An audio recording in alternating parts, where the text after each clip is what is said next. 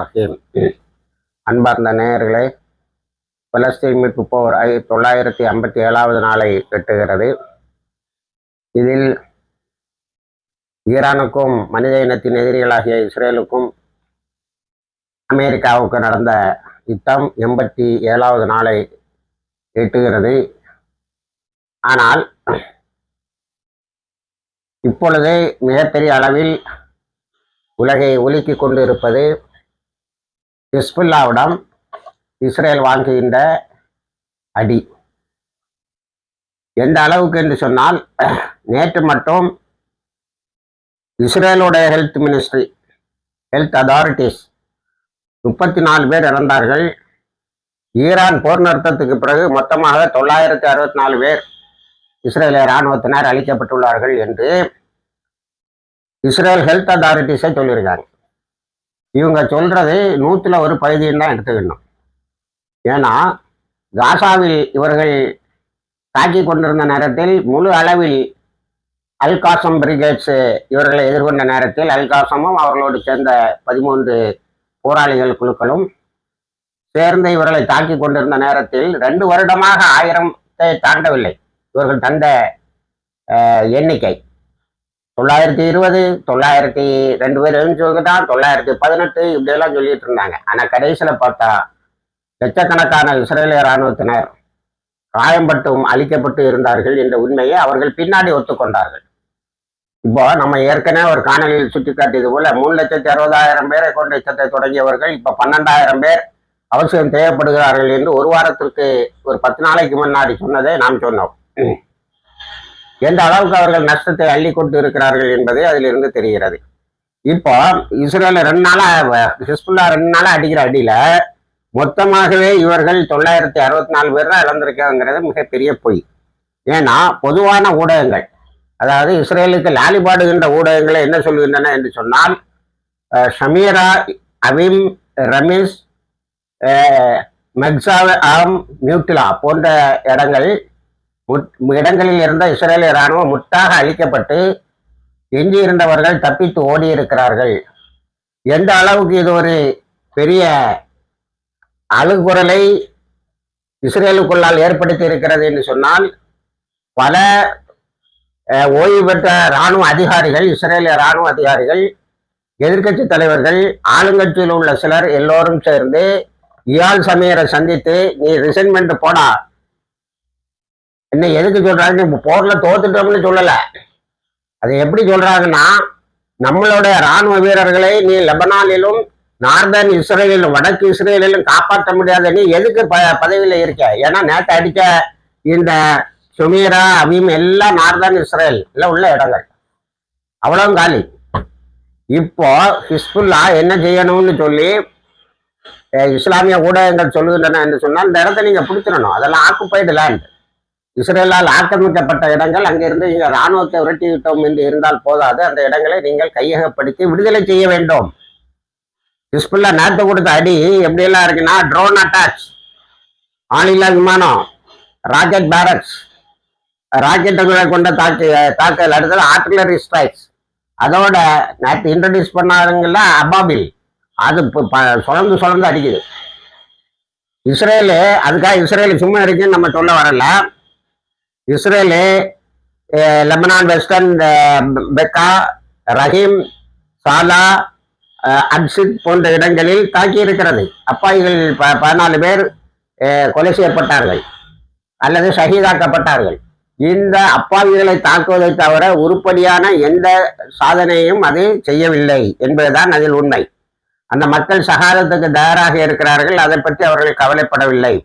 அடுத்தது, இந்த ஹிஸ்புல்லாவினுடைய வேகத்தை பார்த்து மகிழ்ச்சி அடைந்த அல் குட்ஸ் பிரிகேட்ஸ், அதாவது அந்த காலகட்டங்களில் காசிம் சுலைமானி என்ற ஒரு பெரிய இஸ்ரேலிய தளபதி ஈராக்கினுடைய பகுதிகளில் அல் குட்ஸ் பிரிகேட்ஸ் என்று ஒன்றை உருவாக்கினார். அதனுடைய நோக்கம் குட்ஸை மீட்பது. அது வரைக்கும் அல் குட்ஸ் பிரிகேட்ஸ் இனி ஹிஸ்புல்லாவோடு சேர்ந்து ஜெருசலத்தை மீட்பார்கள் என்று அறிவித்திருக்கிறார். நாம் மிக முக்கியமாக கவனிக்க வேண்டியது, அமெரிக்காவுக்கும் ஈரானுக்கும் மனித இனத்தின் எதிரிகளாகி அமெரிக்காவுக்கு இஸ்ரேலுக்கும் நடந்த யுத்தம் கடைசியில ஹர்முஸ் நீரிணையை ஓபன் பண்ணல நிற்கி அதை திறந்து விடுவதில் நிற்கிறது. ஆனால் பாலஸ்தீனத்தினுடைய அந்த பிரச்சனை பேசப்பட்டதா என்று சொன்னால் இப்பொழுது ஹிஸ்புல்லா வெற்றி மேல் வெற்றியை குவித்துக் கொண்டிருக்கின்ற ஹிஸ்புல்லா சொல்லுகிறது, பாலஸ்தீனில் அல் குத்ஸை மீட்போம். அதை நமக்கு இன்னும் கொஞ்சம் மூட்டம் தருவது போல் அல் குத்ஸோட பிரிகேட்ஸ் இஸ்மாயில் ஞானி என்பவர் அறிவித்திருக்கிறார். அந்த அல் குத்ஸ் பிரிகேடோட தலைவர், அல் குத்ஸ் பெரும்படையின் தலைவர், நாம் குத்ஸை மீட்போம் ஹிஸ்புல்லாவின் உதவியோடு என்று சொல்லி இருக்கிறார். அடுத்து நேற்று ஒரு 24ஆம் தேதி மே 24 ஒரு பெரிய விழா நடைபெற்று இருக்கிறது. இஸ்லாமிய ஆக்சிஸ் ஆஃப் இஸ்லாமிக் ரெசிஸ்டன்ஸ் என்று சொல்லக்கூடிய இஸ்லாமிய போராளிகள் நடத்தியது. அவை 26வது ஆனிவர்சரி, அதாவது லெபனானில் புகுந்து 1982 சாப்ரா சத்திலா படு முகாம்களில் அப்பாவி முஸ்லிம்களை, பாலஸ்தீன மக்களை லெபனானுக்குள்ளால் புகுந்து கொலை செய்த இஸ்ரேலிய இராணுவம் கொலை செய்த போது அதனால் வெளிப்படைந்த ஹசன் நஸ்ருல்லா அவர்கள் இந்த ஹிஸ்புல்லா இயக்கத்தை தொடங்கி 2000 அவர்களை புறமுதுக்கிட்டு ஓடச் செய்தார்கள். அதற்கு பிறகு இவங்க லெபனான்ல பக்கத்திலே போக முடியல. இப்போ ஒரு 3 கிலோமீட்டர் 10 கிலோமீட்டரா இருந்து 5 கிலோமீட்டர் ஆகி இப்போ 3 கிலோமீட்டர் தான் லெபனான்ல உள்ள இருக்கான். அங்க வாங்குற அடிக்கு அளவே இல்லை. இவங்க இப்போ ஹிஸ்புல்லா ஏறி இஸ்ரேலுக்குள்ளால் தாக்க தொடங்கி விட்டார்கள். இந்த நாளை அவர்கள் கொண்டாடுகிறார்கள்.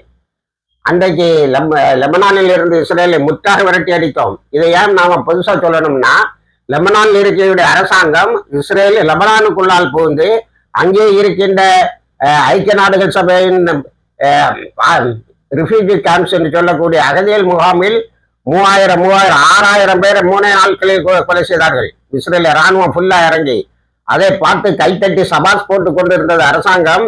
ஆனால் உள்ளே ஹிஸ்புல்லா தலைத்தது, அடித்து விரட்டியது. அதனால்தான் உலக அரங்கில் ஹசன் நஸ்ருல்லா ஷஹீத் அவர்கள் இன்றும் பெரிதாக போற்றப்படுகிறார்கள். அந்த நாளை கொண்டாடுகின்ற அந்த வேகத்தில் அடித்த அடியில் 964 பேர் போய் சேர்ந்திருக்கிறார்கள், இஸ்ரேலிய இராணுவத்தை சார்ந்தவர்கள். அதே வேகத்தில் தான் அந்த அறிக்கையும் அவர்கள் சொல்லியிருக்கிறார்கள். அந்த அறிக்கையிலே சொல்லியிருக்கிறார்கள், அந்த விழாவிலே சொல்லியிருக்கிறார், அல் குத்ஸை மீட்போம். ஆனால் அதற்கு ஒரு நீண்ட கால யுத்தம் தேவைப்படும். இப்பொழுது போர் என்று சொல்வது, அதாவது இறைவெளியில் போர் என்று சொல்வது 1 நாள் 2 நாள்ல முடிக்கிறது இல்லை, வருஷக்கணக்கில், ஏன் டீகேட்ஸ், 10 ஆண்டு 20 ஆண்டுகள் காலம் கூட தொடரலாம். 1982 தொடங்கி பலமுறை தோற்கடித்து 2000 முற்றாக விரட்டினார்கள். 18 வருஷம். ஆக இதெல்லாம் இப்பொழுது நீண்ட கால யுத்தங்களாகவே தொடர்ந்து கொண்டு இருக்கிறது. 24 மணி நேரமும் ஆயுதங்களை உருவாக்குவதும் ஆயுதங்களை பயன்படுத்துவதற்கு ரிதுவான் போன்ற தங்களை முற்றாக இரவினிடம் ஒப்படைத்து விட்டு போர்க்களத்தில் நிற்பவர்களை உருவாக்குவதுதான் அவருடைய வேலையாக இருக்கிறது. இது நீங்க அண்டையிலிருந்து இன்றைக்கு எடுத்து பார்த்தால் 26 ஆண்டுகளாக நடந்து கொண்டு இருக்கிறது. பொறுமையாளர்களுடன் அல்லாஹ் இருக்கிறான் என்று சொல்கின்ற போது அந்த பொறுமையில் இதுவும் 26 ஆண்டுகளாக எதிரிகளோடு, மனித இனத்தின் எதிரிகளோடு சண்டையிடுகின்ற இதுவும் சேரும் என்பதை நாம் கணத்தில் கொள்ள வேண்டும். அதன் பிறகு அல் ஹசனா என்று சொல்லக்கூடிய அல் ஹசனா என்ற சேரிட்டிஸை ஹிஸ்புல்லா நடத்தி வருகிறது. ஹிஸ்புல்லா லெபனானில் இருக்கக்கூடிய எல்லா மக்களுக்கும், அடித்தட்டு மக்களுக்கும் பட்டினி பசி இல்லாமல் பார்த்து கொள்ளுகின்ற ஒரு பெரிய நிறுவனம் தான் இந்த அல் ஹசனன். இந்த அமைப்பை அவர்கள் பெரிதாக போட்டிவிட்டு சொல்லுகிறார்கள், இப்பொழுது இழந்திருக்கின்ற அத்தனை வீடுகளையும் நாங்கள் மீண்டும் கட்டி தருவோம் இந்த சேரிட்டிஸ் சொல்லக்கூடிய இந்த பொது தொண்டு நிறுவனத்தின் வழியாக என்று உறுதியளித்து இருக்கிறார்கள். இதனாலெல்லாம் 26வது ஆண்டு வெற்றி விழாவை கொண்டாடுகின்ற இந்த நாளில் லெபனான் ஹிஸ்புல்லா தாக்கிய தாக்குதல் தான் பெரிதாக பேசப்படுகிறது. அதே நேரத்தில் இன்னொன்றையும் சொல்லி இருக்கிறார்கள், இன்றைக்கு லெபனானில் இருக்கின்ற அரசாங்கம் எங்களை ஆயுதமற்றவர்களாக ஆக்க வேண்டும் என்று நினைக்கிறது. இந்த அரசாங்கத்தை ஆயுதமற்றவர்களாக ஆக்கி நாங்கள் மட்டும்தான் லெபனானுடைய ஆர்மி, லெபனானுடைய படை என்ற பிரகடனத்தை செய்வோம் என்று சொல்லி இருக்கிறார்கள். ஆகவே ஒரு உள்நாட்டு போர் வந்தால் கூட அதற்கு கிஞ்சிட்டும் தயங்கக்கூடாது என்பது இந்த இஸ்லாமிய போராளிகள் குழுமத்தின் முடிவாக இருக்கிறது. அடுத்தது, ஜெருசலம் விரைவில் மீட்கப்படக்கூடிய அந்த நல்ல நாளும் இருக்கிறது என்று அல் குத்ஸ் பிரிகேட்ஸ் அவங்க இப்போ நமக்கு மற்றவங்க எல்லாம் கொடுக்க வாக்குறுதி ட்ரம்ப் 30,000 பொய்ய சொல்லியிருக்கான், இது வரைக்கும் இன்னும் சொல்லிக்கிட்டே இருக்கான், இன்னைக்கு காலையிலையும் சொல்லியிருக்கான். ஆனா இந்த அல்-குஸ் பிரிகேட்ஸும் ஹிஸ்புல்லாவும் கொடுக்கிற வாக்குறுதி நம்பகத்தன்மை உள்ளவை. நேற்று 26வது ஆனிவர்சரி 26வது ஆண்டு வெற்றி விழாவில் நெய்ம் காசம் பேசும்போது என்ன சொல்லியிருக்கேன்னா, பாலஸ்தீனம் எங்களுடைய இதயத்தில் இருக்கிறது, நாங்கள் ஈரானோடும் துணிந்து நிற்போம் என்று சொல்லி இருக்கிறார். அதே வார்த்தையை அல்-குஸுடைய ஞானி இஸ்மாயில் ஞானியும் அதே வார்த்தையை சொல்லி இருக்கிறார், அதை மீட்போம் என்று. இந்த நம்பிக்கைகளோடு நாம் முன்னே நகர வேண்டியது இருக்கிறது. காசாவை பொறுத்த வரைக்கும் கான்யூனிஸ்ல நேற்று ஒரு பெரிய தாக்குதல் நடத்தியிருக்கான். 4 பெண்களும் 2 குழந்தைகளும் ஷஹீதாகி இருக்கிறார்கள். இதுவரைக்கும் போர் நிறுத்தத்திலையும் கூட போர் தான் நடக்குறாங்க. 72,797 ஷஹீதுகள், 1,72,827 பேர் காயம்பட்டு இருக்கிறார்கள். உருவா நேற்று அறிவித்திருக்கிறது, காசாவில் ஆங்காங்கே பட்டினி கிடக்கிறார்கள் என்ற செய்தி எங்களை எட்டுகிறது, நெஞ்சை நெருக்குகிறது. ஆனால் நாங்கள் அவர்களுக்கு உணவு கிடைக்க நிச்சயமாக ஏற்பாடு செய்வோம் என்று அரபு நாடுகள் செய்ய